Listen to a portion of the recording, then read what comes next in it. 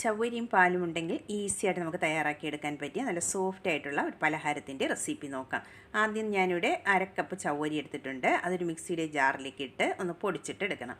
ചെറിയൊരു തരിതരിപ്പോടുകൂടിയാണ് ഒന്ന് പൊടിച്ചെടുത്തിട്ടുള്ളത്. നല്ല ഫൈനായിട്ട് പൊടിഞ്ഞ് കിട്ടില്ല. അത് നമുക്കൊരു പ്ലേറ്റിലേക്ക് മാറ്റി കൊടുക്കാം.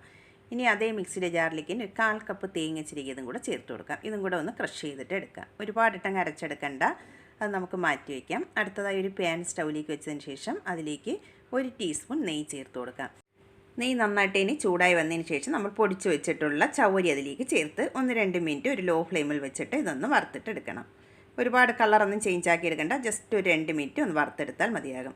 ഇതുപോലെ ഒന്ന് വറുത്തെടുത്തിട്ടുണ്ട്. അത് നമുക്ക് ഒരു പ്ലേറ്റിലേക്ക് മാറ്റി കൊടുക്കാം. ഇനി അതേ പാനിലേക്ക് തന്നെ നമ്മൾ ക്രഷ് ചെയ്ത് വെച്ചിട്ടുള്ള തേങ്ങയും കൂടെ ചേർത്ത് അതും കൂടെ 1 മിനിറ്റ് ഒന്ന് വറുത്തിട്ടെടുക്കാം. ഇതിവിടെ വറുത്തെടുത്തിട്ടുണ്ട്. അത് നമുക്ക് അതേ പ്ലേറ്റിലേക്ക് തന്നെ മാറ്റി കൊടുക്കാം. ഇത് നമുക്കൊന്ന് തണുക്കാനായിട്ട് മാറ്റി വയ്ക്കാം. അടുത്തതായി ഒരു പാൻ സ്റ്റൗവിലേക്ക് വെച്ചതിന് ശേഷം അതിലേക്ക് നമുക്ക് 1/4 കപ്പ് പാൽ ചേർത്ത് കൊടുക്കാം. അതിൻ്റെ കൂടെ തന്നെ 1 ടേബിൾ സ്പൂൺ പാൽപ്പൊടിയും കൂടെ ചേർത്ത് കൊടുക്കുന്നുണ്ട്. നിർബന്ധമില്ല, പാൽപ്പൊടി ആവശ്യമുണ്ടെങ്കിൽ ചേർത്ത് കൊടുത്താൽ മതി. പാൽപ്പൊടിയും കൂടെ ചേർത്ത് കൊടുക്കുമ്പോൾ നല്ലൊരു ടേസ്റ്റ് ഉണ്ടാകും. അതുകൊണ്ടാണ് പാൽപ്പൊടിയും കൂടെ ചേർത്ത് കൊടുത്തിട്ടുള്ളത്. ഇത് നമുക്ക് നന്നായിട്ട് ഇനി ഒന്ന് മിക്സ് ചെയ്ത് ഈ പാലൊന്ന് തിളപ്പിച്ചിട്ട് എടുക്കണം.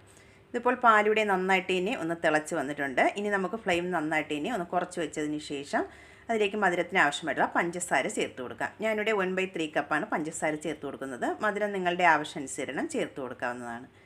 മധുരവും കൂടെ ചേർത്തതിന് ശേഷം നന്നായിട്ട് ഒന്നും കൂടെ ഒന്ന് മിക്സ് ചെയ്തിട്ട് എടുക്കാം. ആ പഞ്ചസാരയെല്ലാം നന്നായിട്ട് ഇനി ഒന്ന് അലിഞ്ഞ് വരുന്നവരെ മിക്സ് ചെയ്തിട്ട് എടുക്കണം. ഇനി അതിലേക്ക് നല്ലൊരു ഫ്ലേവറിനായിട്ട് ഒരു 1/2 ടീസ്പൂൺ ഏലക്കാപ്പൊടിയും കൂടെ ചേർത്ത് കൊടുത്തിട്ടുണ്ട്. എന്നിട്ട് നമുക്ക് നന്നായിട്ട് ഇനി വീണ്ടും ഒന്നും കൂടെ ഒന്ന് മിക്സ് ചെയ്തിട്ട് എടുക്കാം. ഇനി ഫ്ലെയിം നന്നായിട്ട് കുറച്ച് വെച്ചതിന് ശേഷം നമ്മൾ പൊടിച്ച് വെച്ചിട്ടുള്ള ചവ്വരിയുടെയും തേങ്ങയുടെയും മിക്സ് കുറച്ച് വീതം ചേർത്ത് നന്നായിട്ട് ഇനി ഒന്ന് മിക്സ് ചെയ്തിട്ട് എടുക്കാം. നന്നായിട്ട് ഇനി ഒന്ന് മിക്സ് ചെയ്ത് ഇതൊന്ന് തിളച്ച് ഒന്ന് കുറുകി വരണം. അതുവരെ നമുക്ക് നന്നായിട്ട് ഇനി ഒന്ന് മിക്സ് ചെയ്തിട്ട് എടുക്കണം. പാനിൽ നിന്നെല്ലാം ഒന്ന് വിട്ട് വരുന്ന പാകമാകുന്നതുവരെ നന്നായിട്ട് ഇനി കൈയെടുക്കാതെ ഒന്ന് മിക്സ് ചെയ്തിട്ട് എടുക്കാം.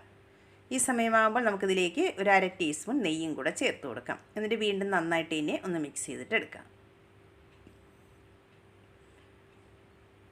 ലാസ്റ്റ് നമുക്കതിലേക്ക് 1 ടേബിൾ സ്പൂൺ ബദാം ചെറുതായിട്ടൊന്ന് കട്ട് ചെയ്തെടുത്തിട്ടുള്ളതാണ്. നിങ്ങൾക്ക് ഇഷ്ടമുള്ള നട്ട്സ് ചേർത്ത് കൊടുക്കാവുന്നതാണ്. ഞാനിവിടെ ബദാമാണ് എടുത്തിട്ടുള്ളത്.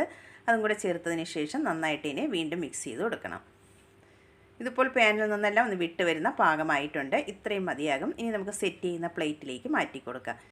ഞാനിവിടെ ഇതുപോലൊരു ചെറിയ കേക്ക് ടിന്നാണ് എടുത്തിട്ടുള്ളത്. അതിലേക്ക് കുറച്ച് നെയ്യ് ഒന്ന് ബ്രഷ് ചെയ്തതിന് ശേഷം കുറച്ച് പിസ്ത ഒന്ന് കട്ട് ചെയ്ത് അതിൽ വെച്ച് ഗാർണിഷ് ചെയ്തെടുത്തിട്ടുണ്ട്. അതിലേക്ക് നമുക്ക് ഈ കൂട്ടിട്ട് കൊടുത്ത് നന്നായിട്ട് ഇനി അത് ഷേപ്പ് ചെയ്തിട്ട് എടുക്കണം.